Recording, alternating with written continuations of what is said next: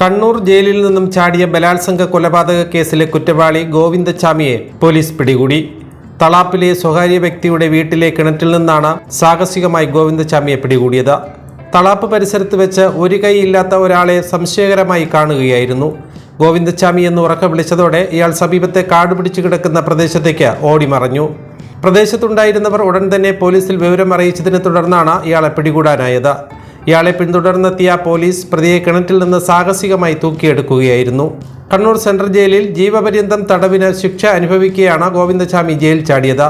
ഇയാളുടെ വധശിക്ഷ നേരത്തെ സുപ്രീം കോടതി റദ്ദാക്കിയിരുന്നു. രാവിലെ സെൽ തുറന്ന് പരിശോധിച്ചപ്പോഴാണ് ഇയാൾ രക്ഷപ്പെട്ട വിവരം അറിയുന്നത്. സെല്ലിന്റെ അഴികൾ മുറിച്ചു മാറ്റിയാണ് ഇയാൾ പുറത്തെത്തിയത്. കൈവശമുണ്ടായിരുന്ന തുണി ഉപയോഗിച്ച് മതിലിന്റെ മുള്ളുവേലിക്ക് മുകളിലേക്ക് എറിഞ്ഞ് പിടിച്ചു കയറുകയായിരുന്നു. തുണി ചേർത്ത് കെട്ടി അതുപയോഗിച്ച് വടമാക്കിയാണ് ഇയാൾ പുറത്തേക്ക് ചാടിയത്. 2011 ഫെബ്രുവരിയിൽ ട്രെയിൻ യാത്രക്കാരിയായ യുവതിയെ ട്രെയിനിൽ നിന്ന് തള്ളിയിട്ട് പീഡിപ്പിക്കുകയും മാരകമായി പരിക്കേൽപ്പിച്ച് കൊലപ്പെടുത്തിയ കേസിലെ പ്രതിയാണ് തമിഴ്നാട് കടലൂരിലെ സമത്വപുരം സ്വദേശിയായ ഗോവിന്ദച്ചാമി.